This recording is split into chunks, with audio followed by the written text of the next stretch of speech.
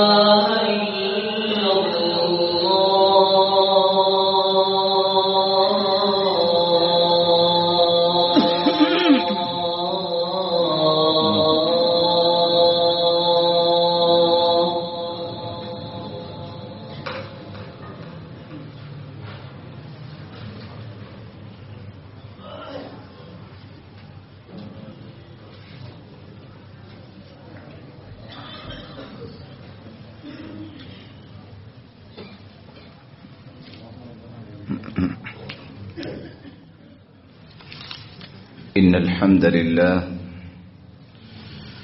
نحمده ونستعينه ونستغفره ونعوذ بالله من شرور أنفسنا وسيئات أعمالنا. من يهده الله فلا مضل له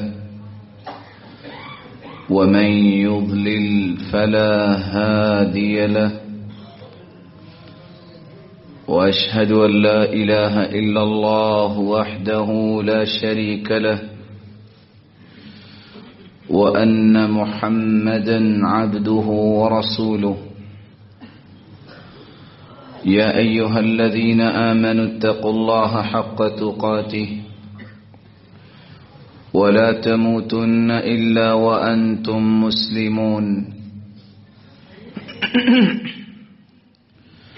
يا أيها الناس اتقوا ربكم الذي خلقكم من نفس واحدة وخلق منها زوجها وبث منهما رجالا كثيرا ونساء واتقوا الله الذي تساءلون به والأرحام إن الله كان عليكم رقيبا يا أيها الذين آمنوا اتقوا الله وقولوا قولا سديدا يصلح لكم أعمالكم ويغفر لكم ذنوبكم ومن يطع الله ورسوله فقد فاز فوزا عظيما أما بعد فأعوذ بالله من الشيطان الرجيم إن الله اشترى من المؤمنين أنفسهم وأموالهم بأن لهم الجنة يقاتلون في سبيل الله فيقتلون ويقتلون وعدا عليه حقا في التوراة والإنجيل والقرآن ومن أوفى بعهده من الله فاستبشروا ببيعكم الذي بايعتم به وذلك هو الفوز العظيم وقال الحق سبحانه وتعالى لقد خلقنا الإنسان في كبد وقال النبي صلى الله عليه وسلم جاهدوا في سبيل الله فإن الجهاد في سبيل الله باب من أبواب الجنة ينجي الله به الهم والغم لائق التکریم سامعین مکرم، اللہ ذوالجلال ہم سب کے خالق و مالک اور رازق ہیں۔ مالک الملک نے انسانیت کی تخلیق جب فرمائی تو وہ ساری کی ساری صلاحیتیں انسان کے اندر ودیت فرمائی، غصہ بھی رکھا اور محبت بھی رکھی۔ اگر اللہ تعالی محبت انسان میں نہ رکھتے تو کوئی بھی ماں اپنے بچے کو دودھ نہ پلاتی۔ شریعت کو نازل کیا مختلف کتابوں کی شکل میں، انبیاء کے ذریعے اس محبت کو متوازن کرنے کے لیے، بیلنس کرنے کے لیے احکامات جاری کیے۔ اگر یہ محبت مردہ ہو جائے تو دنیا کے اندر سوائے چنگیزی کے کچھ نہیں رہے گا، اور اگر یہ محبت غیر اللہ کے لیے ہو جائے تو انسان مشرک بن جاتا ہے، اور اگر یہ محبت خون کی محبت، دین کی محبت پر غالب آ جائے تو یہ انسان معاشرے کے اندر دین کو کبھی قائم نہیں کر سکتا۔ اور یہی محبت اگر اتنی بڑھ جائے اور اس کا راستہ برا بن جائے، عشق کے درجے پہ پہنچ جائے تو یہ دنیا اور آخرت کی ذلت کا باعث بن جاتی ہے۔ اسی طرح غصہ بھی انسان کی طبیعت میں اللہ نے رکھا ہے، لیکن اس کو توازن دینے کے لیے قرآن کو نازل کیا۔ اللہ کے پیغمبر نے اپنی مبارک زبان سے مسلمانوں کی تربیت کرتے ہوئے یہ سمجھایا، ذاتی غصہ یہ چھوڑنا چاہیے، یہی پہلوان ہے، یہی طاقتور ہے جو اپنا ذاتی انتقام نہیں لیتا۔ اور اللہ کے لیے غصہ کرنا، جب محرمات کو کوئی کراس کر رہا ہے، اللہ کی حدوں کو پامال کر رہا ہے، تو وہاں غصہ کرنا یہ عین ایمان ہے۔ یہ اللہ کے رسول نے بھی کیا، صحابہ کرام نے بھی کیا، اور اگر یہ غصہ نہ ہوتا تو 86 جنگیں جو رسول اللہ صلی اللہ علیہ وسلم نے لڑائی ہیں، ان جنگوں میں کوئی صحابی شریک نہ ہوتا۔ اور اس سے پہلے بھی اللہ ذوالجلال کے پیغمبروں نے کفر کے سامنے کھڑے ہو کے یہ بات ثابت کی کہ زمین بھی اللہ کی ہے تو نظام بھی اللہ کا چلے گا۔ اگر اس غصے کے ہونے کے باوجود جہاں غصہ کرنا چاہیے، اللہ ذوالجلال، اس کے پیغمبر، اس کی کلام قرآن مجید اور اس کے اصول و ضوابط کو توڑنے پر اگر غصہ نہیں آتا، یہ مداہنت، یہ صوفیت امت کے لیے ایک مہلک بیماری ہے، اور اسی سے بزدلی پیدا ہوتی ہے، اور بزدل قوم کبھی بھی ترقی کے منازل طے نہیں کرتی۔ یہی وجہ ہے کہ اسلام کے اندر سب سے زیادہ نقصان دو لوگوں نے کیا، جنہوں نے اپنے غصے اور محبت میں شرعی اصولوں کی پابندی نہیں کی، غصے میں بھی بے لگام، محبت میں بھی بے لگام۔ اور دوسرا، ان لوگوں نے اسلام کا سب سے زیادہ نقصان کیا، اسلام کا نام لینے کے باوجود، جنہوں نے خون کو مقدم کیا اور دین کو مقدم نہیں کیا۔ ان کی ذاتی رائے، ان کی ذاتی مصلحت یا دل میں چھپی ہوئی بزدلی، اس نے امت کو ان شرمندگیوں کے دبیز پردوں تلے لے گئی کہ آج امت کے اندر وہ لوگ نظر ہی نہیں آتے جو حق گوئی کرنے کو اپنا ترہ امتیاز سمجھے۔ حق بات کرنا احترام سے، اخلاق سے، نرمی سے، یہ صحابہ کرام کا طریقہ کار تھا۔ حق گوئی سے لڑائی مراد نہیں، لیکن حق کے مقام پر بزدلی دکھا جانا اور حق کو چھپا دینا، ذاتی مصلحتوں اور اغراض کا شکار کر بیٹھنا، یہ وہ پسپائی ہے جو شیطان کی طرف سے ہوتی ہے۔ جس پر شیطان کا تسلط ہوتا ہے اس پر ہمیشہ ایسی ہی بزدلی چھائی رہتی ہے۔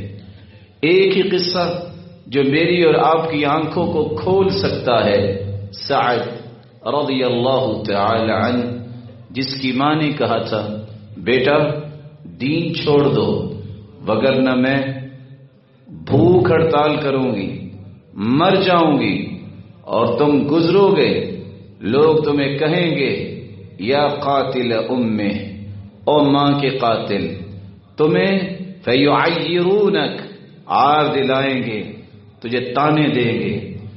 بیٹے نے کہا تھا، ماں دین نہیں چھوڑ سکتا، جو چاہتی ہوں کرنے کو تیار ہوں، دین نہیں چھوڑ سکتا۔ کہا نہ چھوڑو، میرا فیصلہ آپ کے سامنے ہے۔ ایسا ہی ہوا، ماں نے کھانا چھوڑ دیا۔ سعد رضی اللہ تعالی عنہ وارضاہ، یہ صبر کے پہاڑ، ماں سے بڑھ کے کوئی نعمت نہیں، اور یہ زندگی میں ایک مرتبہ ہی ملتی ہے۔ اللہ ذوالجلال نے اپنے پیغمبر کے ذریعے یہ امت کو پیغام دیا ہے، دنیا میں اگر انسان کا سب سے بڑا محسن ہے وہ ماں ہے، جب وہ اللہ ذوالجلال کے احکامات کی روشنی میں تربیت کرنے والی ہو۔ اللہ ذوالجلال جس کی والدہ محترمہ سلامت ہے، بقید حیات ان کو صحت و عافیت سے نوازے، اور جو دنیا سے جا چکی رب تعالی کروٹ کروٹ ان کو سکون نصیب فرمائے۔ سعد اٹھے اور کہنے لگے یا امہ یا امہ، او میری پیاری ماں، لو ان لك 100 نفس تخرج امامی نفسا نفسا، او میری ماں، ایک جان اللہ نے تمہیں عطا کی ہے، اگر 100 جانیں بھی اللہ تمہیں عطا کر دے، ایک ایک کر کے 100 کی 100 جانیں میرے سامنے اللہ کے پاس واپس چلی جائیں، یہ ساری جانیں نکل جائیں، میں دین کو نہیں چھوڑ سکتا۔ یہ ہے وہ مقام جس کی طرف انبیاء نے تربیت دی، جہاں اللہ کے دین کے معاملے میں، جہاں اللہ ذوالجلال کی شریعت کے معاملے میں کوئی بات ہو بزدلی نہیں، وہاں اپنے آپ کو محبت کے اس درجے پہ مت لاؤ جس سے رب کی ناراضگی ہوتی ہے، مت لاؤ جس سے قیامت کو حساب دینا پڑے۔ اس وقت پھر جرت کے ساتھ فیصلے کیا کرتے ہیں جیسا کہ صحابہ کرام نے کیا۔ اللہ ذوالجلال کا فرمان ہے لَقَدْ خَلَقْنَا الْإِنسَانَ فِي كَبَدٍ، انسان کو ہم نے مشقت میں پیدا کیا ہے، مشقت جس کا اجر ہو، مشقت جو باعث ثواب بنے، مشقت جس سے جسم توانا رہے، مشقت جس سے دشمن بھی دیکھے کہ یہ میری طرف آنے والے ہیں، مشقت جس سے دشمن بھی تھرائے، ایسی مشقت جس سے حلال روزی گھر میں آئے، ایسی مشقت جس سے مسلمانوں کی خیر خواہی ہو، ایسی مشقت جس سے ہمدردی کی راہیں آسان ہو جائیں، اس مشقت میں اللہ نے پیدا کیا ہے۔ جو اس مشقت میں پڑتا نہیں کبھی بھی وہ اخروی مشقتوں سے بچے گا نہیں۔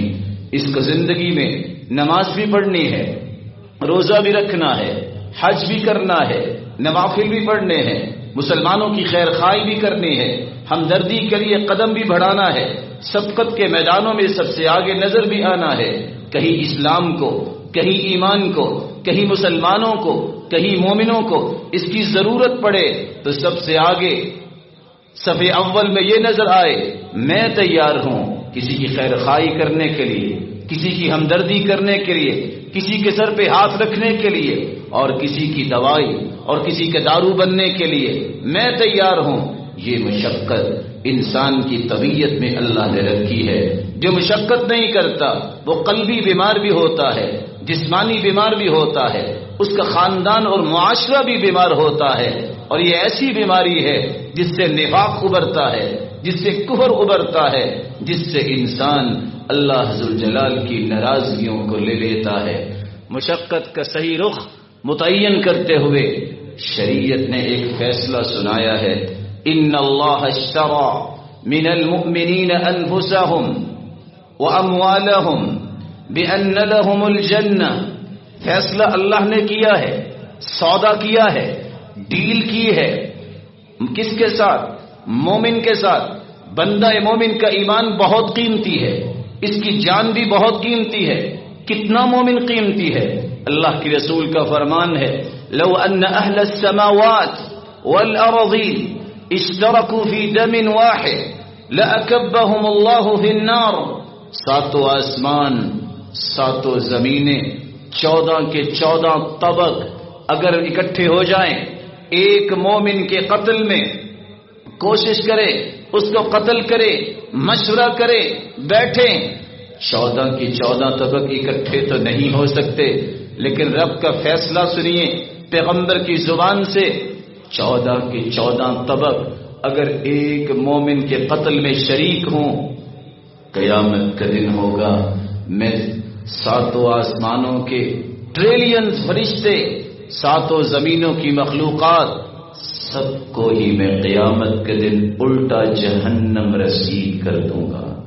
ایک مومن کی اتنی قیمت ہے، اس لیے اللہ نے یہ فیصلہ کیا کہ بندہ مومن کا مال، بندہ مومن کی جان کے بدلے جنت کا سودا طے پایا ہے۔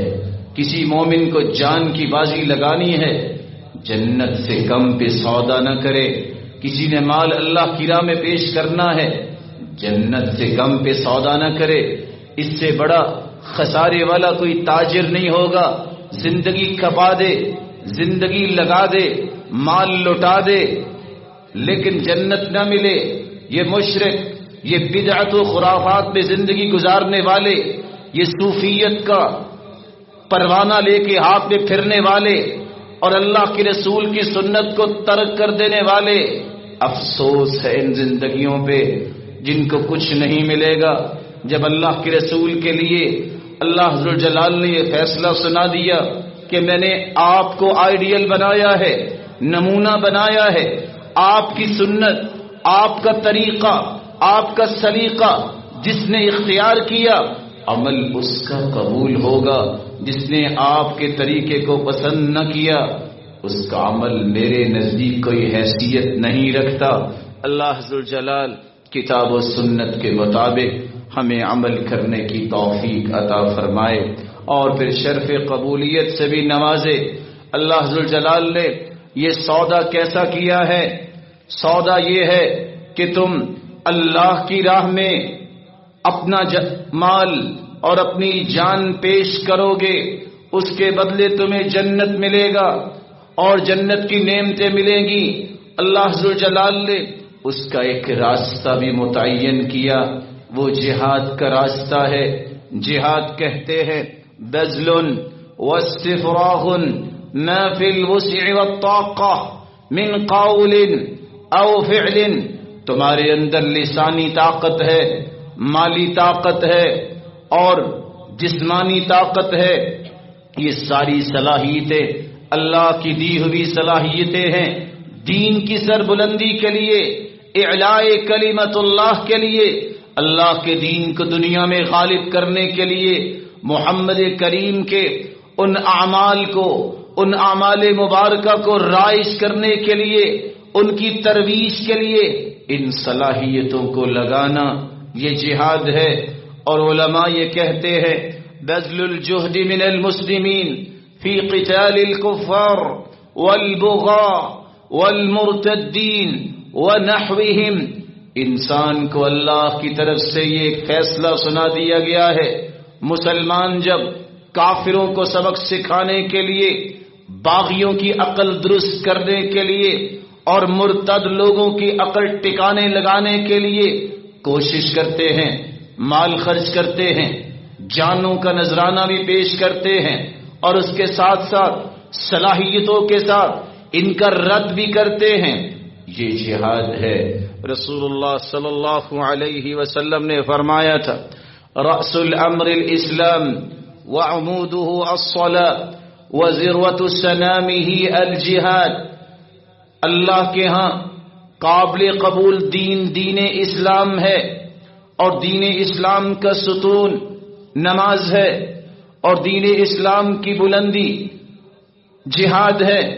رسول اللہ صلی اللہ علیہ وسلم نے فرمایا جاہدوا فی سبیل اللہ، مسلمانوں اللہ کی راہ میں جہاد کرو، فإن الجہاد فی سبیل اللہ باب من ابواب الجنہ، یہ جنت کا ایک دروازہ ہے، یذہب اللہ بہ الہم والغم، اللہ ذوالجلال دنیا اور آخرت کے غم اور فکر دور فرما دیں گے جو اس کو اختیار کرتا ہے۔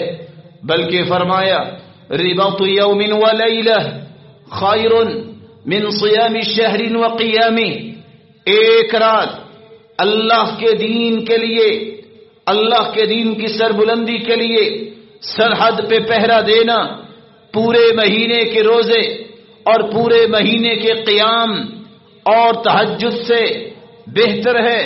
آپ صلی اللہ علیہ وسلم نے یہاں تک فرمایا ان سیاحت امتی الجہاد فی سبیل اللہ، شوق ہے سیر و سیاحت کا، اس شوق کو پورا کرو، راستہ شریعت نے دیا ہے، اللہ کی راہ میں جہاد کرنا یہ اسلام کی سیر و سیاحت ہے۔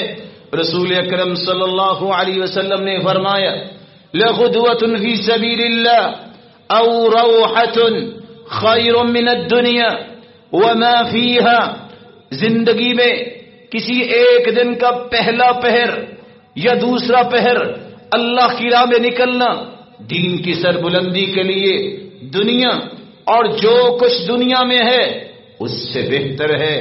آپ صلی اللہ علیہ وآلہ وسلم نے یہاں تک فرمایا موقف ساعہ فی سبیل اللہ خیر من قیام لیلۃ القدر عند الحجر الاسود، ایک گھڑی اللہ کی راہ میں دین کی سربلندی کے لیے، رب کی رضا کے لیے، اعلاء کلمت اللہ کے لیے کہ اللہ کا نام بلند ہو، دین کی سربلندی ہو، اس کے لیے ایک گھڑی اللہ کی راہ میں گزارنا اور کھڑے ہونا، پہرا دینا، یہ تو لیلۃ القدر میں ہجر اسود کے سامنے کھڑے ہو کر عبادت کرنے سے بھی افضل ہے۔ رسول اللہ صلی اللہ علیہ وسلم کے صحابی ابو ہریرہ رضی اللہ تعالی عنہ جب صحابہ کے ساتھ جاتے ہیں، صحابہ واپس آ گئے اور وہ اکیلے کھڑے ہیں، پوچھا آپ کیوں کھڑے ہیں؟ کہا رک جاؤ ایک گھڑی تو ہو جائے۔ اللہ کے پیارے پیغمبر نے فرمایا تھا ایک گھڑی اللہ کے دین کے لیے اور اللہ کی راہ میں کھڑا ہونا یہ تو لیلۃ القدر میں ہجر اسود کے سامنے عبادت سے بھی افضل ہے۔ میں آیا تو ہوں، یہ اجر تو لے کے جاؤں گا۔ اس لیے اللہ کے رسول صلی اللہ علیہ وسلم سے جب سوال کیا گیا دلنی علی عمل یعدل الجہاد، اللہ کے پیارے پیغمبر ایسا عمل بتائیے جو جہاد کے برابر ہو۔ قال لا اجد، میں نہیں پاتا۔ پھر آپ نے سمجھانے کے لیے فرمایا وهل تستطيع اذا خرج المجاهد ان تدخل مسجدك فتقوم ولا تفطر وتصوم ولا تفطر فتقوم ولا تفطر وتصوم ولا تفطر، بتائیے اگر ایک شخص اللہ کے دین کی سربلندی کے نکلتا ہے، تم مسجد میں جاؤ اور ساری زندگی تہجد پڑھو، ساری زندگی تم قیام کرو اور ساری زندگی روزے رکھو، کر سکتے ہو؟ قال فمن يستطيع ذلك، ایسا کون کر سکتا ہے؟ تو آپ نے فرمایا اگر کوئی نہیں کر سکتا تو ایسا عمل بھی کوئی نہیں ہے۔ اس لیے آپ صلی اللہ علیہ وسلم نے فرمایا من لم يغزو ولم يحدث به نفسه مات على شعبة من النفاق۔ صحیح مسلم کی روایت ہے جس کے دل میں جہاد کا شوق نہیں ہے نہ وہ جہاد کرتا ہے، یہ شخص جب دنیا سے جائے گا اس کے دل میں شوق نہیں، نہ اس نے توبہ کی، تو ایسا شخص نفاق کی موت مرے گا۔ رسول اللہ صلی اللہ علیہ وسلم نے فرمایا تھا عینان لا تمسهما النار، عین بکت من خشیت اللہ وعین باتت تحرس فی سبیل اللہ، دو آنکھوں کو آگ نہیں چھوئے گی، ایک وہ آنکھ جو اللہ کے خوف سے بہہ پڑی، رونے لگ جاتا ہے انسان اللہ کے خوف کی وجہ سے، اور دوسری آنکھ جو پہرا دیتے ہوئے جاگتی رہتی ہے سرحدوں پہ اللہ کے دین کی سربلندی کے لیے۔ رسول اللہ صلی اللہ علیہ وسلم پر قرآن نازل ہوا جس نے اس بات کو بھی واضح کیا جہاد کب فرض کفایہ ہوگا، کب فرض عین ہوگا۔ فرض کفایہ کا مطلب یہ ہے کچھ لوگ کر رہے ہوں، باقی مسلمان گنہگار نہیں ہوں گے۔ فرض عین سے مراد ہر ایک پر فرض ہے، کوئی بھی اس سے پیچھے نہیں ہٹ سکتا۔ قرآن مجید میں اللہ ذو الجلال فرماتے ہیں وَمَا كَانَ الْمُؤْمِنُونَ لِيَنْفِرُوا كَافَّةً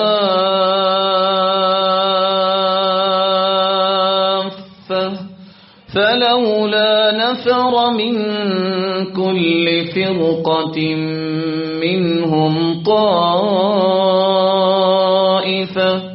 لِيَتَفَقَّهُوا فِي الدِّينِ وَلِيُنذِرُوا قَوْمَهُمْ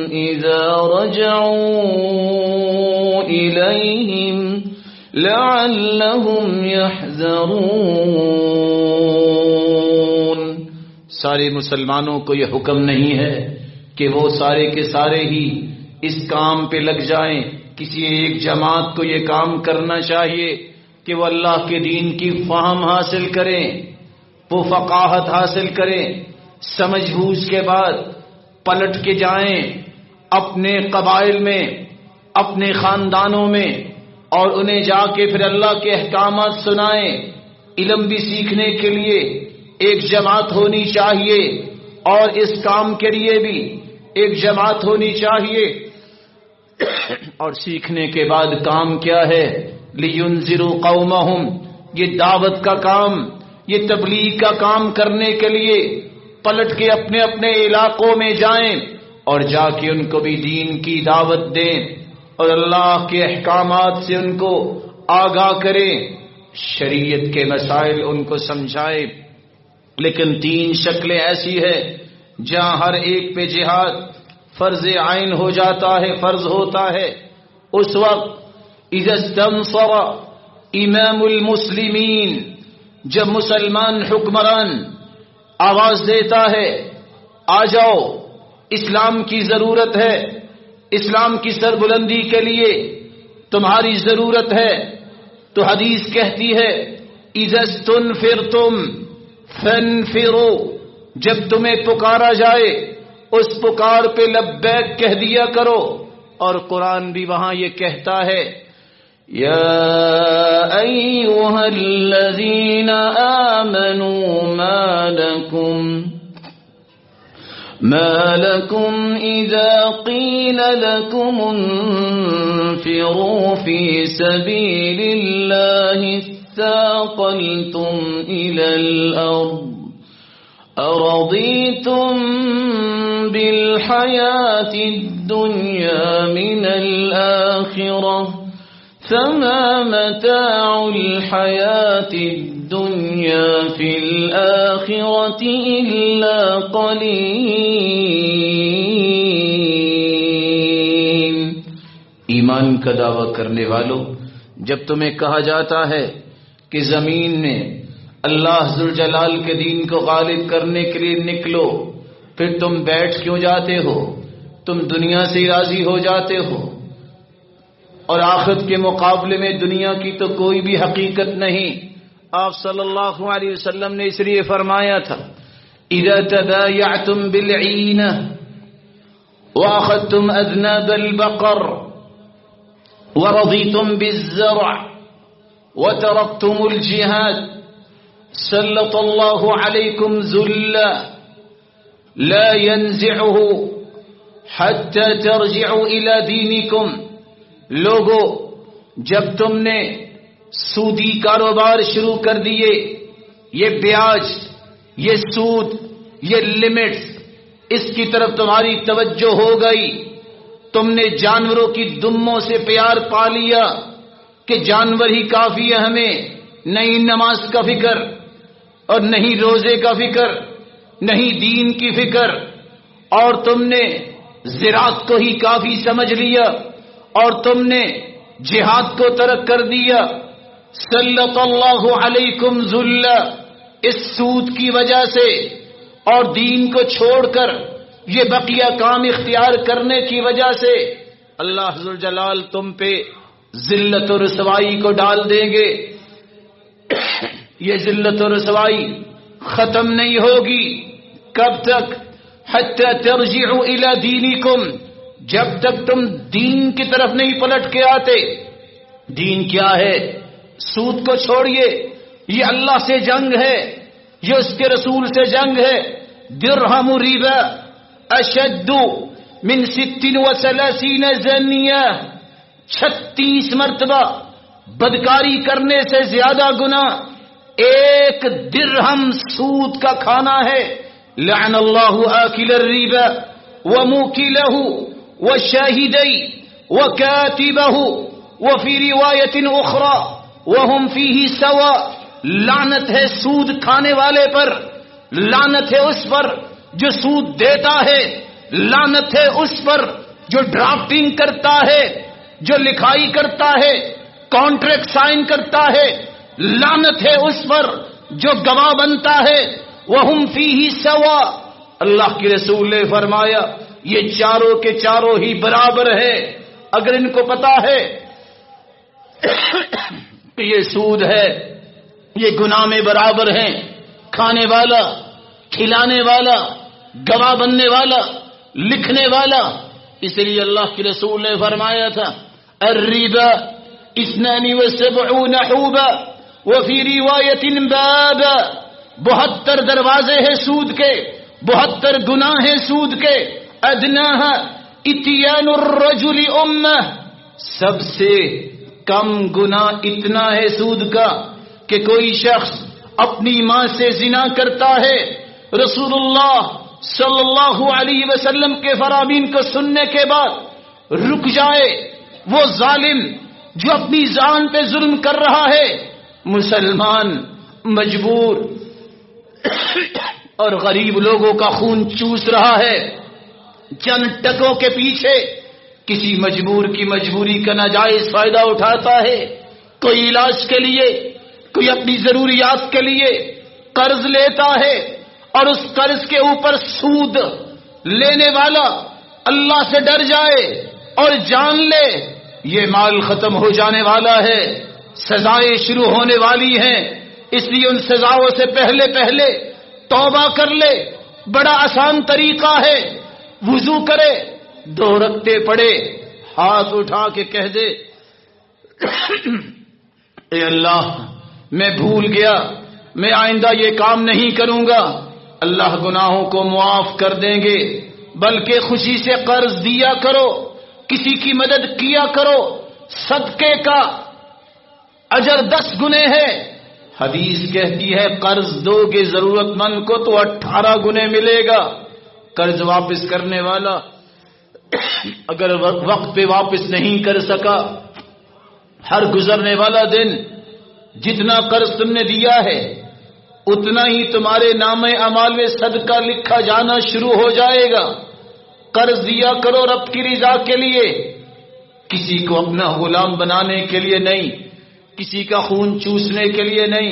رسول اللہ صلی اللہ علیہ وسلم پر قرآن کی دوسری آیت نازل ہوئی، جہاد اس وقت بھی فرض عین ہوتا ہے جب کافر مسلمانوں کی سرحدوں پہ چڑھ دوڑے، اس کو اپنی طاقت پہ زعم ہو، پھر مسلمان رب پہ توکل کرتے ہوئے اس کو سبق سکھانے کے لیے ہر ایک کو کمر بستہ ہونا ہوتا ہے۔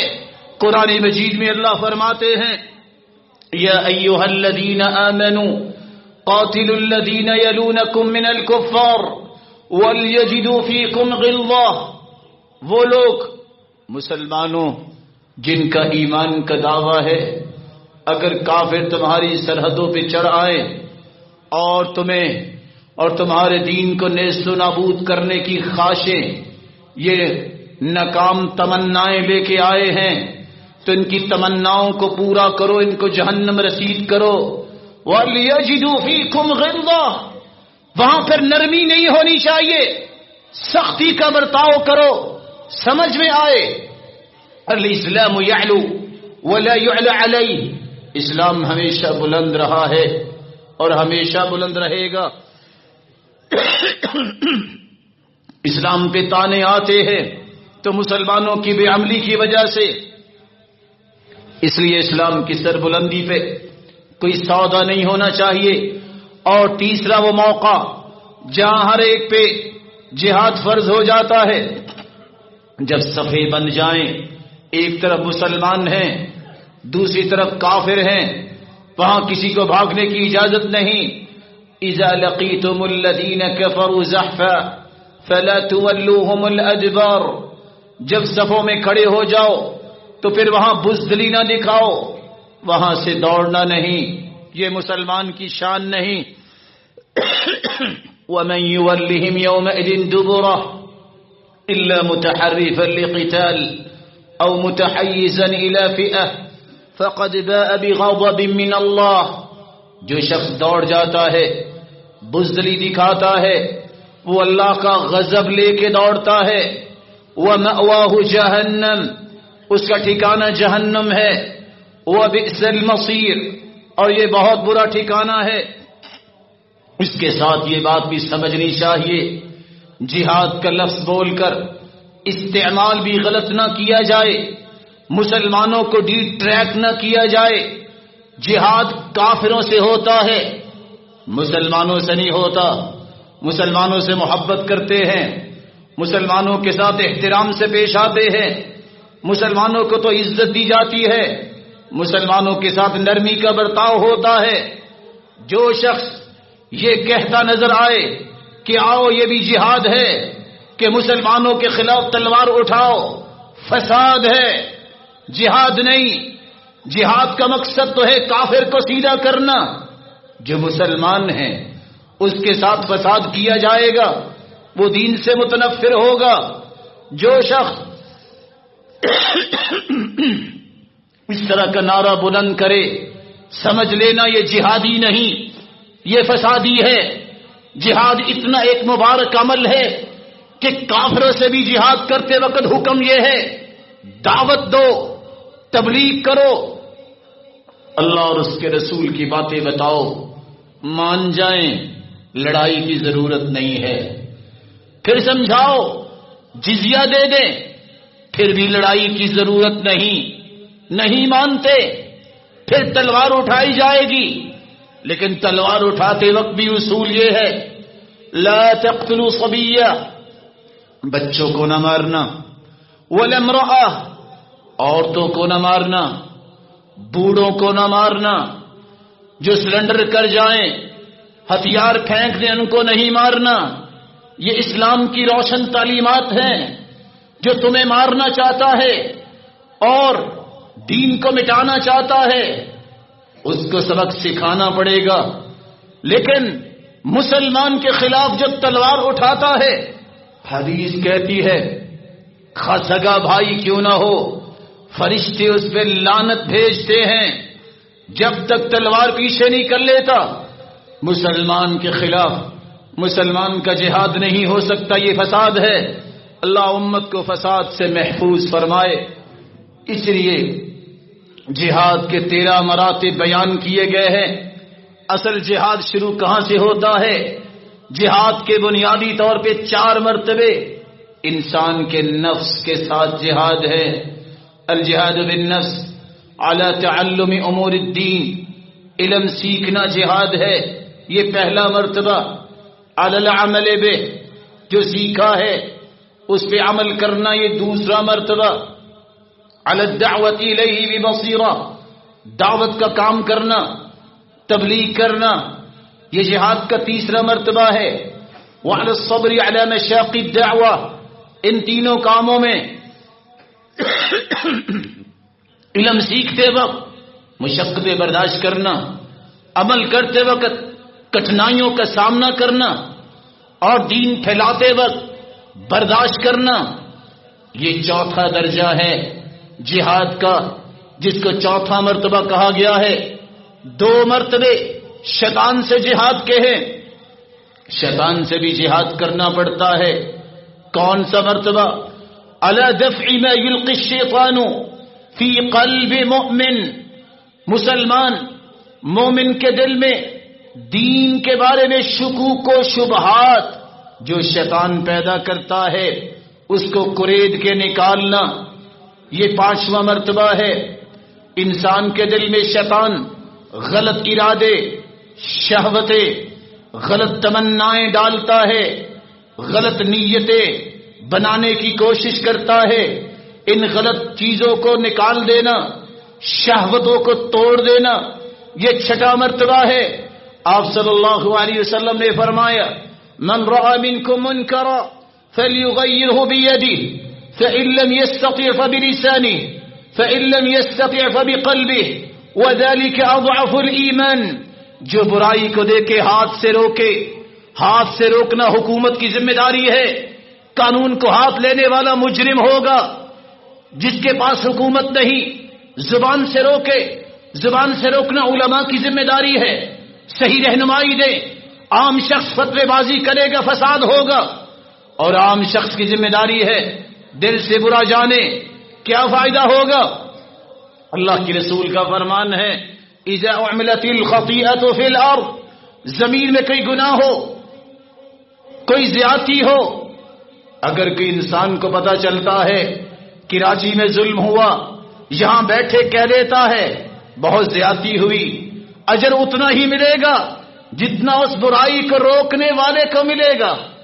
اور اگر یہاں بیٹھے کسی کو اطلاع ملے اسلام آباد میں ظلم و زیادتی ہوئی، وہ کہے ٹھیک ہوا، گناہ اتنا ہی ملے گا جتنا وہاں گناہ کرنے والوں کو ملے گا۔ یہ 3 درجے ان لوگوں کے خلاف ہیں جو منافق ہوتے ہیں، ظالم ہوتے ہیں، بدعات اور منکرات کو پھیلانے والے ہیں، رہے کفار اور وہ عقیدے کے منافق، مرتد اور باغی، ان کے لیے 4 درجے حدیث نے طے کیے ہیں۔ جاہد المشرکین بألسنتکم، دلائل سے، آرگومنٹ سے ان کے ساتھ جہاد کرو، قرآن کے دلائل، حدیث سے دلائل، عقلی دلائل، تاریخی واقعات، ان کو بتایا جائے تم عہد کا خیال نہیں کر رہے، تم عہد و پیمان کو توڑ رہے ہو۔ زبان سے جہاد کرنا، وَأَنفُسَكُمْ، اپنے نفسوں سے جہاد کرنا، وَأَمْوَالِكُمْ، اپنے مالوں کو خرچ کرنا، وَأَيْدِيكُمْ، اور اپنے ہاتھوں سے جہاد کرنا۔ 13واں مرتبہ یہ اسلام نے بیان کیا ہے کہ کافر کے خلاف پھر یہ سارے مرتبے جب طے ہو جاتے ہیں پھر اس کو سبق سکھانے کے لیے تلوار کو بھی اٹھایا جاتا ہے۔ اور اللہ کے رسول صلی اللہ علیہ وآلہ وسلم نے 13 کے 13 مرتبے کا جہاد کر کے دکھایا، صحابہ کو بھی سکھلایا۔ مقاصد کیا ہے؟ مقصد صرف وہی اللہ کے ہاں قبول ہوگا جس کا قرآن و حدیث میں تذکرہ ہے۔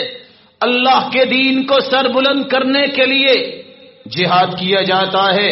وَقَاتِلُهُمْ حَتَّى لَا تَكُونَ فِتْنَةٌ وَيَكُونَ الدِّينُ لِلَّهِ، اس وقت تک قتال کرو، جہاد کرو جب تک سارا دین واضح نہیں ہو جاتا، دین کا غلبہ نہیں ہو جاتا۔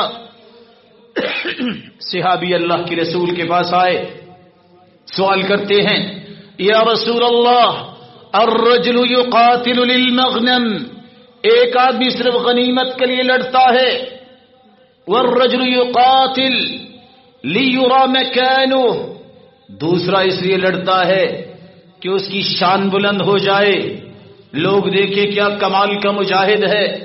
والرجل یقاتل لیذکر، تیسرا اس لیے لڑتا ہے کہ اس کے تذکرے عام ہو جائے۔ فمن فی سبیل اللہ، اللہ کے پیارے پیغمبر ان تینوں میں کون ہے اللہ کی راہ میں لڑنے والا؟ آپ نے فرمایا یہ تینوں ہی نہیں ہیں، بلکہ فرمایا الذی یقاتل لإعلاء کلمۃ اللہ، جو اللہ کے دین کی سربلندی کے لیے لڑتا ہے، وہ اللہ کی راہ میں لڑتا ہے، اس کے سامنے مقصد یہی ہوتا ہے اللہ کا دین بلند ہو، اس کے سامنے دوسرا مقصد ہوتا ہے مظلوموں کی مدد کی جائے۔ قرآن کہتا ہے وَمَا لَكُمْ لَا تُقَاتِلُونَ فِي سَبِيلِ اللَّهِ، تم اللہ کی راہ میں کیوں نہیں نکلتے؟ وَالْمُسْتَضْعَفِينَ مِنَ الرِّجَالِ وَالنِّسَاءِ وَالْوِلْدَانِ الَّذِينَ يَقُولُونَ رَبَّنَا أَخْرِجْنَا مِنْ هَذِهِ الْقَرْيَةِ الظَّالِمِ أَهْلُهَا وَاجْعَل لَّنَا مِن لَّدُنكَ وَلِيًّا وَاجْعَل لَّنَا مِن لَّدُنكَ نَصِيرًا، وہ لوگ جو کمزور ہیں، وہ مرد بھی، وہ عورتیں، وہ بچے جو ظلم و زیادتی کی چکی میں پس رہے ہیں اور دعائیں کرتے ہیں کون سا وقت ہو اللہ ہمیں یہاں سے نکالے، اللہ ان کا حامی و ناصر ہو، تم ان لوگوں کی مدد کریے کیوں نہیں نکلتے؟ اللہ کی راہ میں جہاد کرنے والے کا تیسرا مقصد یہ ہوتا ہے مقتولین کا بدلہ لینا۔ کتب علیکم القصاص فی القتل، بدلہ لینا یہ قرآن کا حکم ہے۔ سیدنا عثمان رضی اللہ تعالی عنہ جب وہی صحابی ہے، صلح حدیبیہ کے موقع پہ جب یہ خبر عام ہو گئی کہ سیدنا عثمان کو شہید کر دیا گیا ہے تو ان کے بدلہ لینے پر 1400 صحابہ نے اللہ کے رسول کے ہاتھ پہ ہاتھ رکھ کے یہ وعدہ کیا تھا کہ ہم اس بات پہ بیعت کرتے ہیں ہم اس کا بدلہ لیں گے. یہی مقصد اسلام نے بیان کیا ہے. حارث بن عمیر ازدی کو رسول اللہ صلی اللہ علیہ وسلم نے بصرہ کے حاکم کی طرف بھیجا، لیکن شرحبیل بن عمر غسانی جو قیصر کی طرف سے بلقا شام کا گورنر تھا اس نے شہید کروا دیا. آپ نے زید بن حارثہ کو 3000 کا لشکر دے کر بھیجا. کس لیے؟ اس صحابی کا بدلہ لینے کے لیے. چوتھا مقصد، کوئی معاہدہ توڑتا ہے کافر، اس کے معاہدے توڑنے کی وجہ سے اسے یہ سبق سکھانا ہوگا، اس لیے بھی جہاد کیا جاتا ہے. وَإِنَّ نَكَثُوا أَيْمَانَهُمْ مِن بَعْدِ عَهْدِهِمْ، اگر کوئی وعدہ کر کے وعدہ توڑ دیتا ہے تو قرآن کہتا ہے فَانبِذْ إِلَيْهِمْ عَلَى سَوَاءٍ، اس کو کہو جاؤ پھر تمہیں دیکھ لیں گے، ایسا سبق سکھائیں گے تمہاری نسلیں بھی تمہیں یاد کریں گی. صلح حدیبیہ یہ ایک وعدہ تھا، ایک میثاق تھا، اس کو توڑا بنو قینقاع نے، بنو نضیر نے. اللہ کے رسول نے دونوں کو جلا وطن کیا اور جنگ موتا جو 30,000 مسلمان اس میدان میں نکلے تھے اور کس طرح 2 لاکھ کے مقابلے میں نکلے. اس جنگ کا بھی یہی مقصد تھا. 5واں مقصد دفاع کرنا مسلمانوں کا، مسلمانی سرحدوں کا، یہ بھی ایک جہاد کا مقصد ہے. وَقَاتِلُوا فِي سَبِيلِ اللَّهِ الَّذِينَ يُقَاتِلُونَكُمْ وَلَا تَعْتَدُوا، زیادتی نہ کرنا، جو تم سے لڑائی کرتا ہے دفاع تو تمہیں کرنا ہی پڑے گا. 6واں مقصد، اگر مسلمانوں کے علاقے کافروں نے قبضے میں لے رکھے ہیں اس قبضے کو چھڑانا، یہ بھی ایک مقصد ہے. وَاقْتُلُوهُمْ حَيْثُ ثَقِفْتُمُوهُمْ وَأَخْرِجُوهُمْ مِنْ حَيْثُ أَخْرَجُوكُمْ، لڑائی کرو، نکالو ان کو جہاں سے انہوں نے تم کو نکالا ہے. آج مسلمان کو یہ یاد کرنا چاہیے، یہ کشمیر، یہ حیدرآباد، یہ آسام، نیپال، یہ برما بہار، یہ جوناگڑھ، یہ بلغاریہ، یہ قبرص، یہ حبشہ، روسی ترکستان، چینی ترکستان، کاشگر، پیرس اور فرانسیسی علاقہ، یہ مسلمانوں کے ہاتھ تھا، مسلمانوں کی ذمہ داری ہے. غرناطہ کہاں گیا؟ یہ القصر الاحمر کہاں گیا؟ یہ شبیلہ کہاں گیا؟ یہ اندلس کہاں گیا؟ جہاں اسلام کے نعرے بلند ہوتے تھے آج وہاں عیسائیت کا رواج ہے، مسلمانوں کو ذبح کرنے کی پلاننگز کی جاتی ہیں. مسلمان کو یہ سوچنا ہوگا کہ رسول اللہ صلی اللہ علیہ وسلم نے مقاصد کیا بیان کیے ہیں، اور ایک مقصد یہ بھی ہے اسلام کی حفاظت، اور جس نے زیادتی کی ہے اس زیادتی کا اسے بدلہ دیا جائے، اس سے جزیہ وصول کیا جائے. قاتل الذین لا یؤمنون باللہ ولا بالیوم الآخر ولا يحرمون ما حرم الله ورسوله ولا يدينون دين الحق من الذين اوتوا الكتاب حتى يعطوا الجزية عن يد وهم صاغرون. ذلیل کر کے، کیونکہ یہ زمین اللہ ذوالجلال کی ہے، اس پر نظام بھی اللہ کا ہی چلنا چاہیے. جو اس نظام کے سامنے دیوار حائل کرتا ہے وہ نظام کو قبول نہیں کرتا، اس کو حق بھی نہیں ہے کہ وہ پھر اس طرح غرائے. اسے مسلمانوں کے تابع ہونا چاہیے. اللہ ذوالجلال جہاں جہاں مسلمان ہیں امت اسلامیہ کی حفاظت فرمائے اور انہیں اس کے مقاصد اور جہاد کی صحیح فہم کی توفیق دے. وہ فساد سے بچ کے اصل جہاد کو سمجھیں، اصولوں کو سمجھیں، ضوابط کو سمجھیں اور اپنی زندگیوں کو ان کے لیے تیار کریں. وآخر دعوانا الحمد للہ رب العالمین.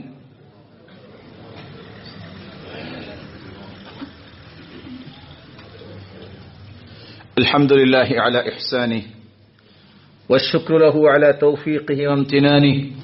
اما بعد، اس میدان میں نکلتے وقت انسان کو کیا کرنا چاہیے؟ سب سے پہلے یہ بات سمجھیے، اللہ کے رسول کے فرامین کو جہاد اگر قتال کے معنی میں لیا جائے، اس سے پہلے بھی آپ اجر لے سکتے ہیں۔ کن کن اعمال کے ذریعے جہاد کا اجر مل سکتا ہے؟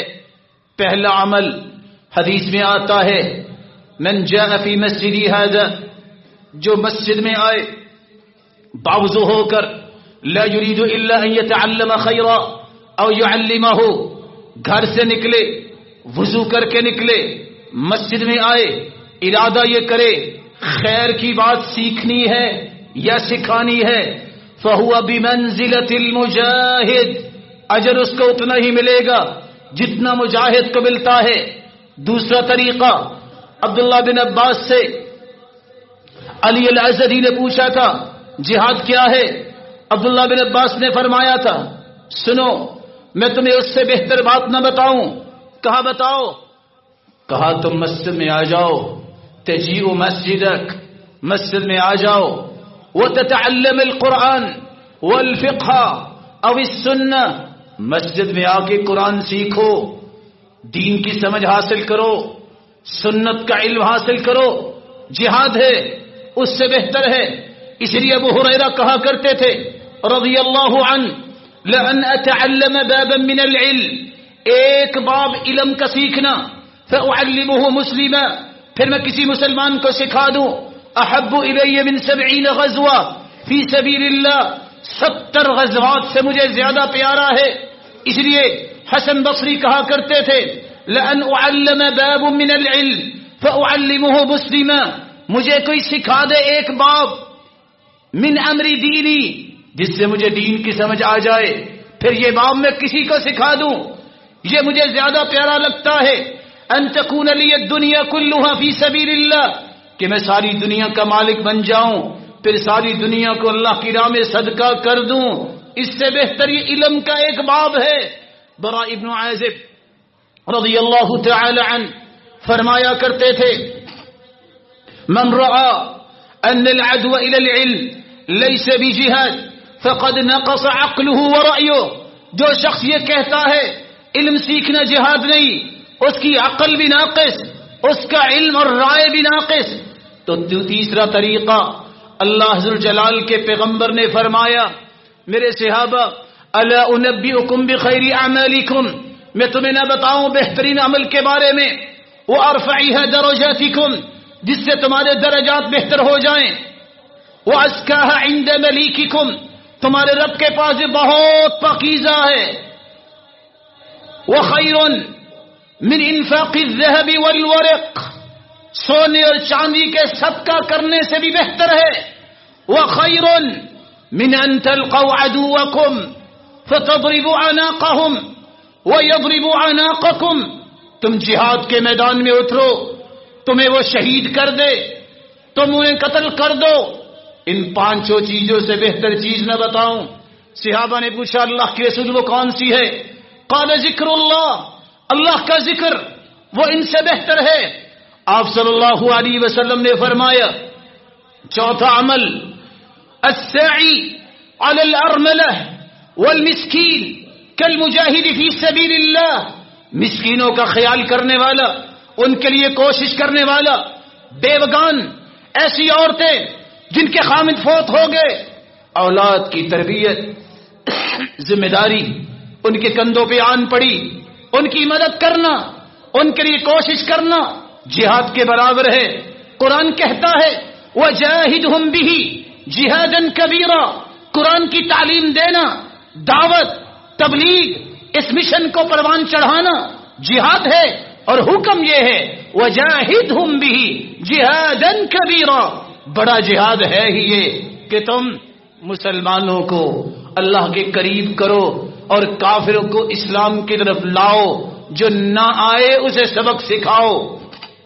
رسول اللہ صلی اللہ علیہ وسلم نے یہ بات بھی سمجھا دی کہ اگر کوئی شخص میدان کارزار میں اترنا چاہتا ہے، اس کے لیے ضابطے رسول کیا ہیں، کیسے اللہ کی مدد آئے گی؟ سب سے پہلے ایمان کو مضبوط کیجئے، کیا ملے گا؟ اِنَّا لَنَنصُرُ رُسُولَنَا والذین آمنوا فی الحیات الدنیا، ہم نے یہ وعدہ کیا ہے ہم رسولوں کی مدد کریں گے اور ان لوگوں کی بھی مدد کریں گے جو ایمان میں پختہ ہے۔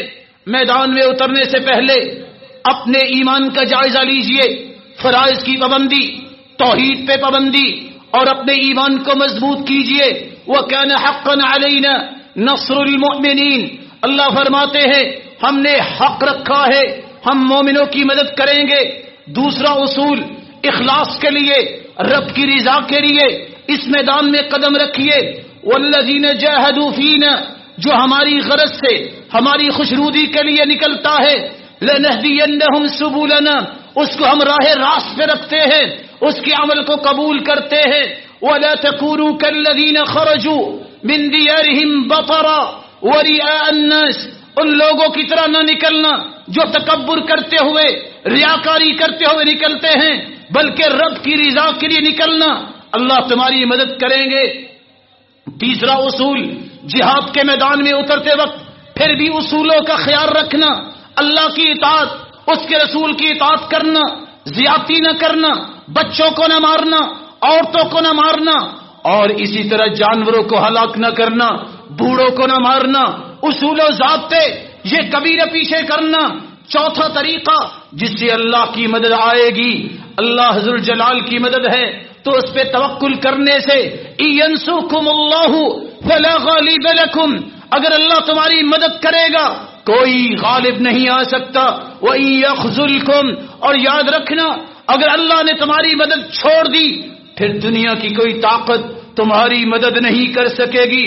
اللہ کے رسول نے فرمایا تھا لو انکم توکلون علی اللہ حق توکلی لرزقتم کما ترزق الطیر تغدو خماصا وتروح بطانا، اگر تم اللہ پہ توکل کرنے لگ جاؤ جس طرح حق ہے، تو جس طرح پرندہ خالی پیٹ نہ کسی فیکٹری میں جاتا ہے، نہ کوئی شاپ ہے، نہ کوئی بزنس ہے، پیٹ بھر کے واپس آتا ہے، کوئی گنجائش نہیں ہوتی، اللہ تمہیں اسی طرح عطائیں کریں گے۔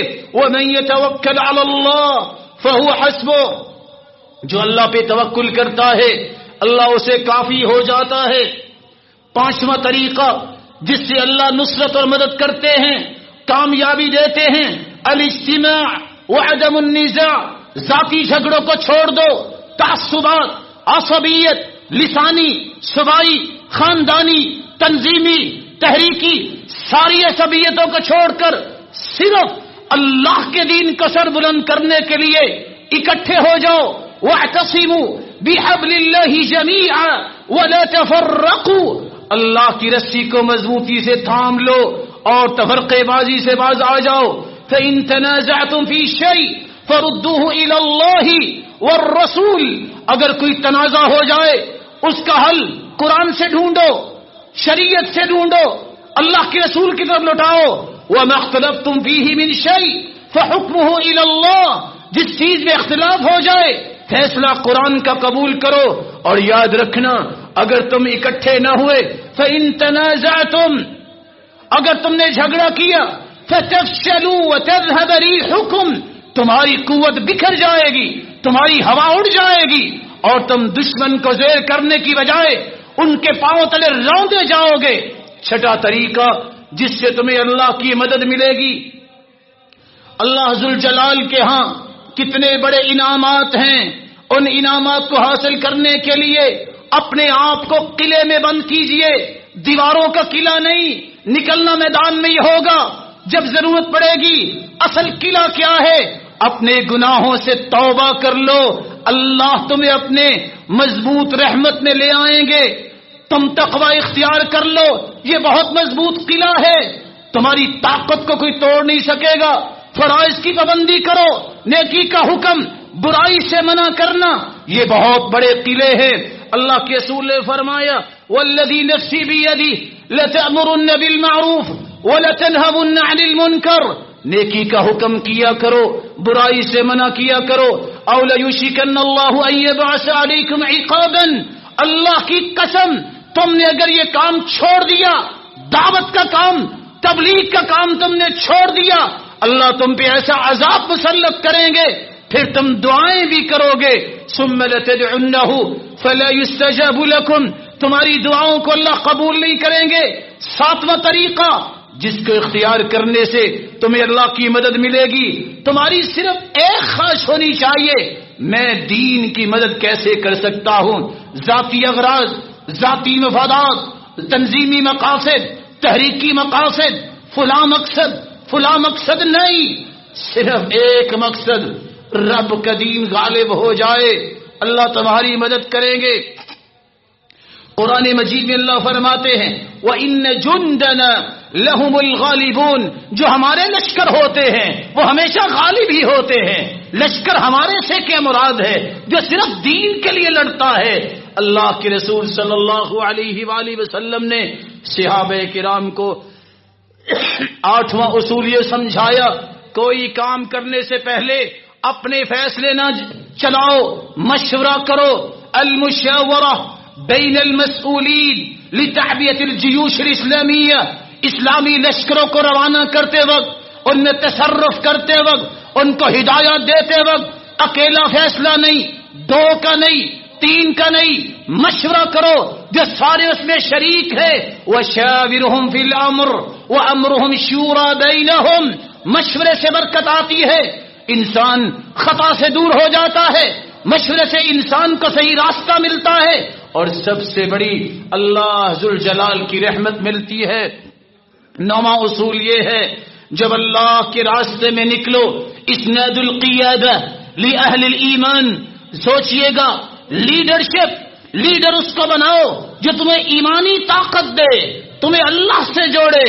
ادھر صحابہ کھڑے تھے تیر پکڑ کے، تلواریں پکڑ کے، اور سرتاج رسول دعا کر رہے تھے۔ سیدنا ابو بکر کہتے نشدتک اللہ، اللہ کے پیارے پیغمبر، اللہ نے آپ کی مدد نہیں کرنی تو کس کی کرنی ہے؟ کہا نہیں، چھوڑ دو، یہ مدد ہی تو لے رہا ہوں میں۔ قائد، لیڈرشپ، اس کا انداز یہ ہوتا ہے رب کے ساتھ تعلق کام کا بھی جوڑتا ہے، بزدلی نہیں دکھاتا۔ اللہ کے رسول پیغمبر تھے، اللہ کے رسول سرتاج رسول تھے، لیکن دعا کرتے کرتے چادر آپ کے کندھے مبارک سے گر گئی۔ آپ نے یہ سبق بھی دیا، ان اکرمکم عند اللہ اتقاکم، اللہ کے نزدیک تو عزت والا وہ ہے جو متقی ہے۔ لیڈرشپ ایسی بناؤ کہ جو تمہاری قیادت کرتے ہوئے راستہ تمہیں سیدھا دے۔ اذا وسد الامر الى غیر اہلی فانتظر الساعہ، جب نہ اہل کو اہل بناؤ گے تو پھر قیامت کا انتظار کرو۔ قیامت آئے نہ آئے، قیامت کی جھلکیاں تمہیں دیکھنی پڑے گی، زلزلے آئیں گے، مصیبتیں آئیں گی، ہولناکیاں ہوں گی۔ کب؟ جب نہ اہل کو اہل بناؤ گے۔ اس میدان میں اترتے وقت لیڈرشپ کا انتخاب کرنا یہ مسلمانوں کی ذمہ داری ہے۔ 10واں اصول جو رسول اللہ صلی اللہ علیہ وسلم نے مسلمانوں کو دیا کہ پھر وہاں صبر کرنا، بزدلی نہ دکھانا، گھبرا نہ جانا، اپنا اسٹیمنا لوز نہ کر بیٹھنا، جم جاؤ، ڈٹ جاؤ۔ قرآن کہتا ہے اصبروا وصابروا ورابطوا واتقوا اللہ لعلکم تفلحون، صبر کرو، ڈٹے رہو، اور لوگوں کو بھی صبر کی تلقین کرو، اس کو بھی کہو مضبوط رہنا، کچھ نہیں ہوگا، تمہارا رب تمہارے ساتھ ہے۔ جب تیرا رب تیرے ساتھ ہے تمہیں فکر کی ضرورت نہیں۔ فلاح، کامیابی، فوز یہ اللہ نے تمہارے لیے رکھی ہے۔ 11واں اصول ہے جب تم اس میدان میں اترو تو ایک بات ذہن میں رکھیے گا، جو دنیا چھوڑ کے جانے والے ہو، اللہ کے پاس وہ کچھ ہے جو تم نے کبھی سوچا نہیں، تم نے کبھی دیکھا نہیں، جس کے بارے میں تم نے کبھی اپنے کانوں سے سنا نہیں۔ عمیر بن حمام رضی اللہ تعالی عنہ جب وہ جہاد کے میدان میں تھے، کھجوریں نکالی، ایک کھجور کھانے کے بعد آواز آئی قوموا الی جنت عرضها السماوات والارض، اٹھو مسلمانوں اس جنت کی طرف، عرضها السماوات والارض، جنت کی آواز سنی۔ عمیر بن حمام کو کھجوریں کھانا بھول گئی، کھجور پیچھے کر کے کہتے ہیں بقیہ کھجوریں اب جنت میں جا کے کھائیں گے۔ یاد رکھنا یہ چند لمحات کی زندگی چھوڑ کے جا رہے ہو، ٹریلین سالوں کی زندگی اور اس کی عیش اور نعمتیں اللہ تمہارے کھاتے میں لکھ دیں گے۔ اللہ کے رسول صلی اللہ علیہ وسلم کے صحابی انس بن نضر جب احد کے دن لڑائی کر رہے تھے تو کیا کہنے لگے؟ واہن لریح الجنہ، ساتھیوں پیچھے ہٹ جاؤ، مجھے جنت کی خوشبو آ رہی ہے، اور گئے اللہ کی راہ میں شہید ہو گئے۔ سعد بن الربیع رضی اللہ تعالی عنہ 60 زخم جسم پہ ہیں، پھر بھی کہہ رہے ہیں قل لقوم الانصار لا عذر لكم عند الله ان خلص الى رسول الله وفيكم عين تطرف۔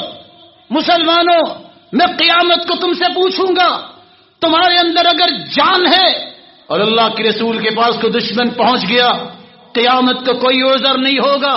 اللہ کی راہ میں اپنی جان کا نذرانہ پیش کیا۔ عبداللہ ابن جہش رضی اللہ تعالی عنہ کہتے ہیں اللہم انی اقسم علیک، اللہ میں تجھ پہ قسم ڈالتا ہوں، ان القى العدو، میں جب دشمن سے ملوں فیقتلونی، مجھے وہ شہید کرے، ثم یبقروا بطنی، میرے پیٹ کو چیر دے، ویجزعوا انفی، اور میرے ناک کو بھی کاٹ دیں، واذنی، اور میرے کانوں کو بھی اگر وہ کاٹ دے، ثم تسألنی فی مزارک، قیامت کو میرے رب تو مجھ سے پوچھے میرے بندے یہ کیوں ہوا، میں قیامت کو کہوں گا یا ربی فیک، اللہ تیرے دین کی سربلندی کریے۔ صحابی آئے، کہتے اللہ کے رسول لنگڑا ہوں لیکن وقت آ گیا ہے، آپ کا حکم آ گیا ہے، جہاد کرنا چاہتا ہوں، اتنا بتا دیجئے یہ ٹانگ میری جنت میں ٹھیک ہو جائے گی؟ قال نعم، جنت میں تو جوان بن کے جاؤ گے، 33 سال کے گبرو جوان وہ نکلے، کہتے انی لاطع الجنہ بعرجۃ هذه یوم القیامہ، میں اس لنگڑے پن کو آج کیسے ختم کر رہا ہوں، ٹانگے لینے کے لیے جنت کا نذرانہ جو اللہ نے پیش کرنا ہے اس کے لیے اپنے آپ کو پیش کرتا ہوں۔ بھول جائیے جن لوگوں کے اندر زندگی کی محبت ہوتی ہے جہاد نہیں کیا کرتے، یہ زندگی ایک ہے، ایسی ہزاروں ہوں، اس جنت کے لیے قربان کرنی پڑتی ہے۔ رسول اللہ صلی اللہ علیہ وسلم نے فرمایا من سأل اللہ الشہادہ بصدق بلغہ اللہ منازل الشہداء وإن مات على فراشی، جس کے دل میں سچی نیت ہے میں شہید ہو جاؤں، اللہ اس کی نیت کو دیکھتے ہوئے اس کو شہید کا مرتبہ عطا فرمائیں گے، خواہ وہ اپنے گھر میں چارپائی پہ ہی فوت ہو جائے۔ 12واں اصول یہ ہے پھر وہاں ثابت قدمی دکھاؤ۔ اللہ کے رسول صلی اللہ علیہ وسلم نے جب جنگ کے لیے نکلے تو صحابہ اتفاق سے اچانک حملہ ہوا، ادھر ادھر بکھر گئے، آپ میدان میں کھڑے ہیں اور کہتے ہیں انا النبی لا کذب انا ابن عبد المطلب، اور میں کھڑا ہوں عبد المطلب کا بیٹا، کوئی ہے تو آئے۔ آپ کے اس جرت کے الفاظ نے صحابہ کو اکٹھا کیا۔ صحابی کہتے ہیں وجدناہ بحرا، ہم نے اللہ کے رسول کو سمندر پایا، وَكَانَ أَقْرَبُنَا إِلَى الْعَدُوِّ، بزدلی نہیں دکھائی، سب سے اگلی سبھا میں، سب سے اگلی سرحدوں میں اللہ کے رسول ہوا کرتے۔ ایک وقت آیا تھا مدینے والے گھبرا گئے، سب اکٹھے ہو رہے، پتہ کرے کیا ہو رہا ہے۔ باہر نکلے، سرتاج رسول گھوڑے پر سوار ہے، وہ فی عنقہ السیف، آپ کی گردن مبارک پہ تلوار لٹکی ہوئی ہے، آپ گھوڑے پہ، کوئی لگام نہیں، واپس آ رہے ہیں، اور آپ نے فرمایا لم تراؤ، جاؤ جا کے سو جاؤ، تم پتہ کرنے جا رہے ہو، محمد پتہ کر کے واپس بھی آ چکا ہے۔ بہادری، ثابت قدمی استقلال میں کبھی کبھی نہیں آنی چاہیے۔ اور آخری بات، شجاعت، بہادری صحابہ نے دکھائی، آج ان کی یاد کو تازہ کرنے کے اوقات بھی آ رہے ہیں۔ اللہ ذل جلال جہاں جہاں مسلمانوں پہ ظلم ہو رہا ہے ان کے ظلم سے ان کو محفوظ فرمائے، ان کو نجات دلائے، اس بہادری کو آج بھی اختیار کرنا ہوگا۔ رسول اللہ صلی اللہ علیہ وسلم نے سچ فرمایا تھا کہ سنو، موت تو آنی ہی آنی ہے، جو وقت طے ہے اس سے نہ پہلے آئے گی نہ بعد میں آئے گی۔ من لم يمت بالسيف مات بغيره، تعددت الاسباب والموت واحد، جو تلوار سے نہیں مرتا وہ بیماری سے مر جاتا ہے، وہ گھر بیٹھے ویسے بھی فوت ہو جاتا ہے۔ سبب مختلف ہیں، موت تو ایک آتی ہے۔ اس لیے مسلمانوں اپنے جذبوں کو جوان کیجئے، ایمان کی روشنی میں، قرآن کی روشنی میں، دعوت کی روشنی میں، اصول و ضوابط کی روشنی میں، اور یہ کہو کہ اگر موقع بنتا ہے تو مسلمان کی یہ عادت ہے، مسلمان کا یہ ایک نظام ہے، یہ ایک تاریخ ہے، وہ جب گھر سے نکلتا ہے تو یہ کہتے ہوئے نکلتا ہے، اپنی راہوں سے کانٹے ہٹاتے ہوئے، آرزوؤں کے غنچے کھلاتے ہوئے، معجزے جرتوں کے دکھاتے ہوئے، آگ کو رشک گلشن بناتے ہوئے، اپنے جسموں پہ گھاؤ سجاتے ہوئے، ولولوں کے الاؤ جلاتے ہوئے، گولیاں اپنے سینوں پہ کھاتے ہوئے، ہر قدم فاتحانہ بڑھاتے ہوئے، اور دین اسلام کا جھنڈا اور اللہ کے دین کا نام بلند کراتے ہوئے اپنی زندگی کی آخر کو بھی دیکھتا ہے، اور اپنی آنکھوں سے اللہ کے دین کا غلبہ بھی دیکھتا ہے۔ رب سے دعا ہے اللہ ذوالجلال مسلمانوں کی حفاظت فرمائے۔ حکم نبوی ہے لا تتمنوا لقاء العدو، مسلمانوں دشمن کی ملاقات کی تمنا نہ کرو، خود نہ کہو کہ آؤ ہم لڑتے ہیں، کیونکہ مسلمان امن کو چاہتا ہے، سلامتی کو چاہتا ہے، فساد نہیں چاہتا۔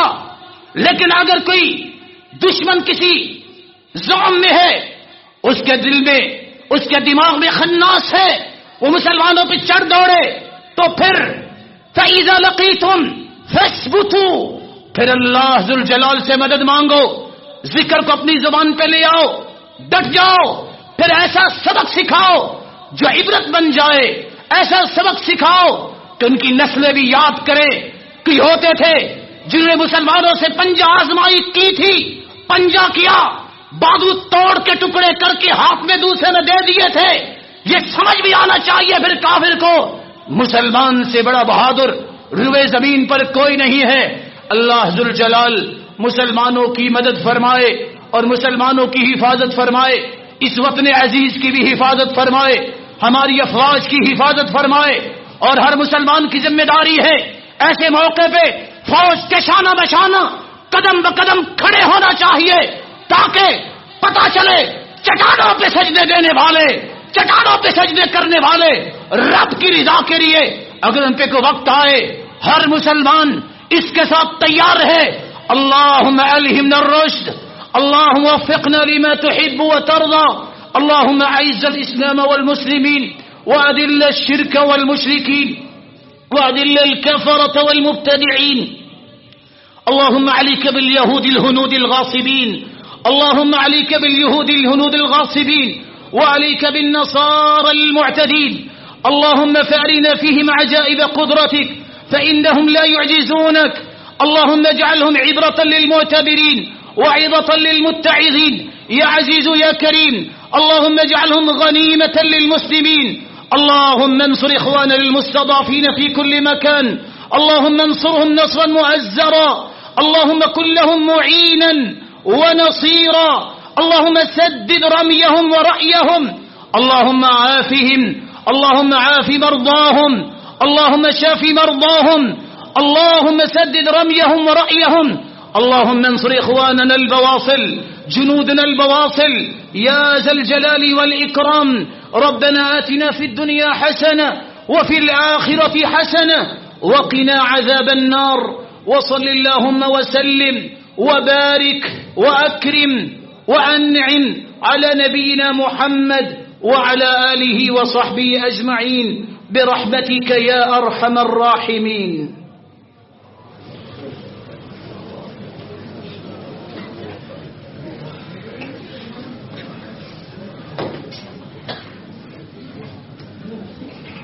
الله أكبر الله أكبر، أشهد أن لا إله إلا الله، أن محمدا رسول الله، حي على الصلاة حي على الفلاح، قد قامت الصلاة قد قامت الصلاة، الله أكبر الله أكبر، لا إله إلا الله۔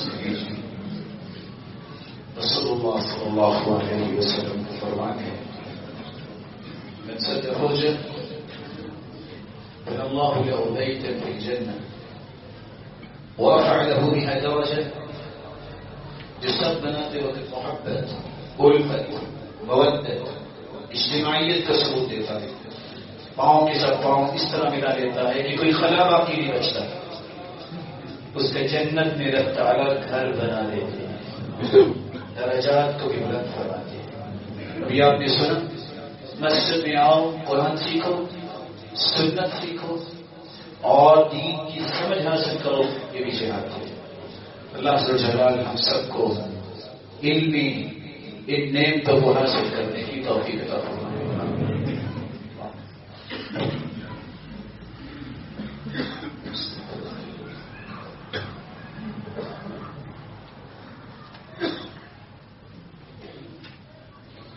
अल्लाहु अकबर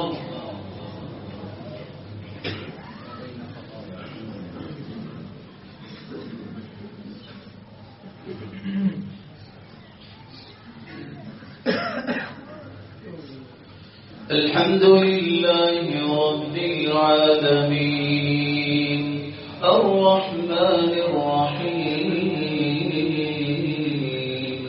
मालिकि यौमिद्दीन إياك نعبد وإياك نستعين اهدنا الصراط المستقيم صراط الذين أنعمت عليهم غير المغضوب عليهم ولا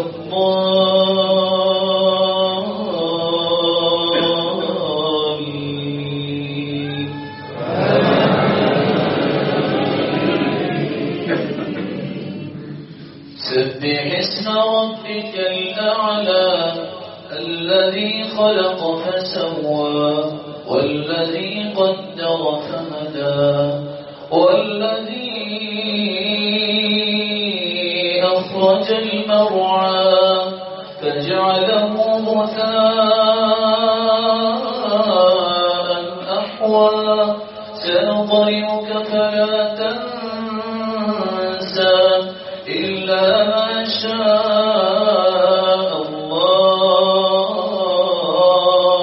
إنه يعلم الجهر وما يخفى ونيسرك لليسرى فذكر إن نفعت الذكرى سيذكر من يخشى ويتجنبها الأشقى الذي يصلى النار الكبرى ثم لا يموت فيها ولا يحيا قد أفلح من تزكى وذكر اسم ربه فصلى بل تؤثرون الحياة الدنيا والآخرة خير وأبقى إن هذا لفي الصحف الأولى صحف إبراهيم وموسى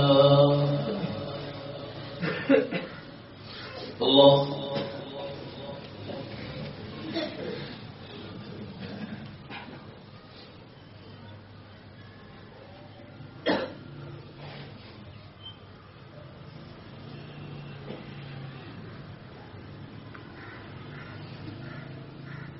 سمع الله لمن حمده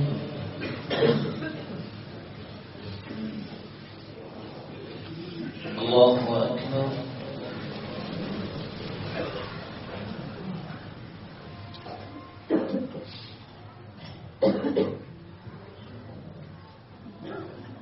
الله أكبر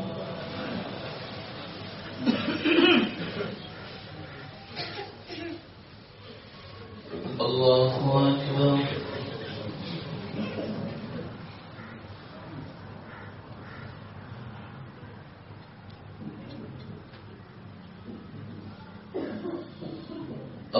الله أكبر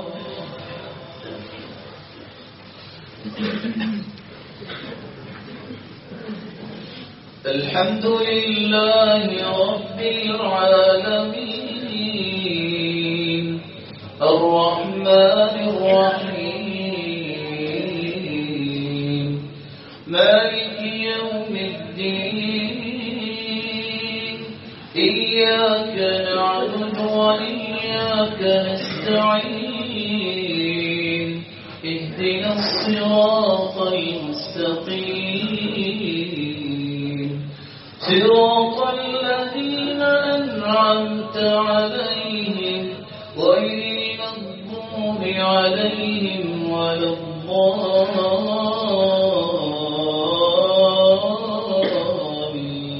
الضالين.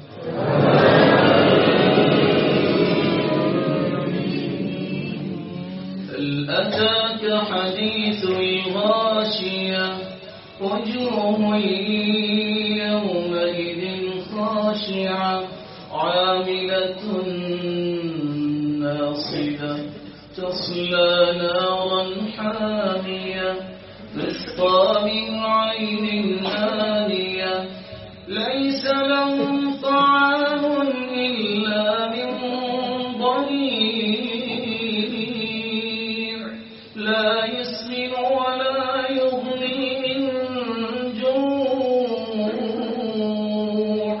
وجوه يومئذ ناعمة لسعيها راضية في جنة عالية لا تسمع فيها لاغية فيها عين جارية فيها سرر مرفوعة وأكواب موضوعة ونمارق مصفوفة وزرابي مبثوثة أفلا ينظرون إلى الإبل كيف خلقت وإلى السماء كيف رفعت وإلى الجبال كيف نصبت وإلى الأرض كيف سطحت فذكر إنما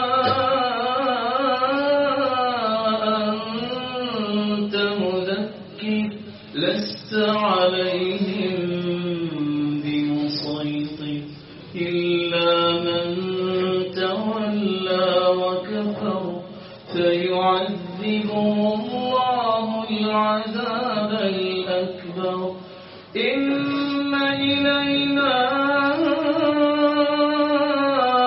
إيابهم ثم إن علينا حسابهم. الله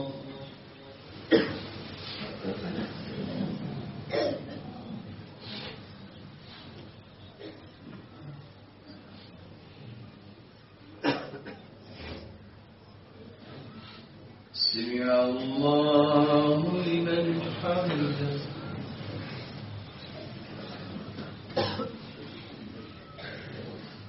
الله أكبر.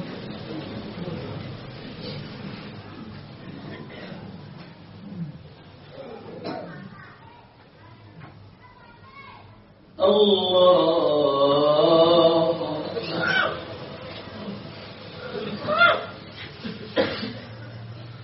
الله